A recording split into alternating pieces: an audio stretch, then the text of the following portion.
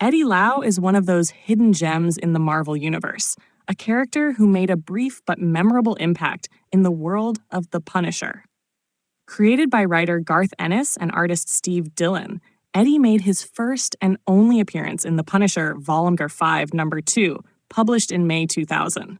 Unlike the superpowered heroes and villains that dominate the Marvel landscape, Eddie was a grounded and deadly assassin, a martial arts expert hired by the ruthless Gnucci Crime Family.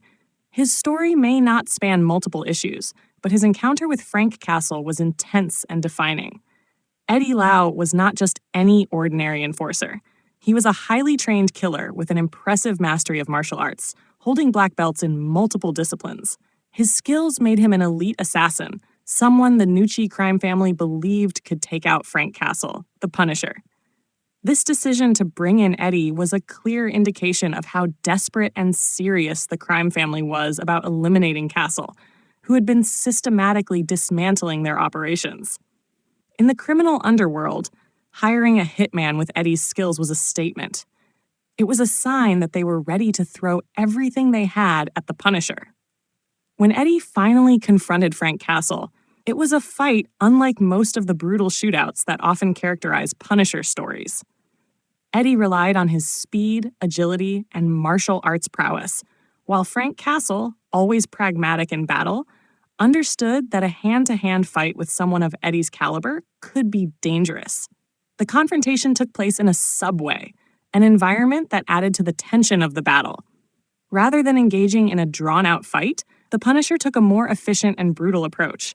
Using his surroundings to his advantage, he pushed Eddie onto the tracks of an oncoming train. The assassin, despite all his skill, met a sudden and gruesome end. Eddie Lau's death was a stark reminder of what makes the Punisher such a relentless force in the Marvel Universe. While other heroes might respect the codes of combat or engage in prolonged fights, Castle is about survival and eliminating threats with cold efficiency. Eddie, despite his lethal abilities, was just another opponent in Castle's war against crime, and in the end, strategy outweighed skill.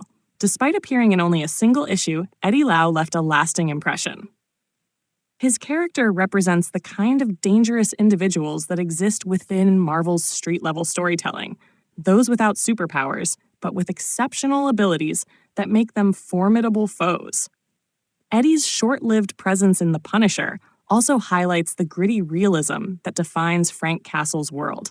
There are no second chances, no dramatic last-minute rescues. The world of The Punisher is one of brutal decisions and violent consequences.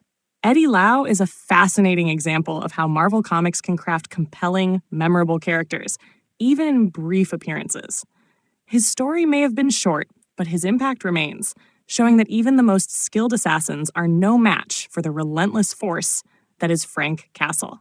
The Punisher's world is filled with dangerous enemies, and Eddie Lau was one of the most skilled martial artists to step into that war, only to be outmatched by Castle's ruthless efficiency.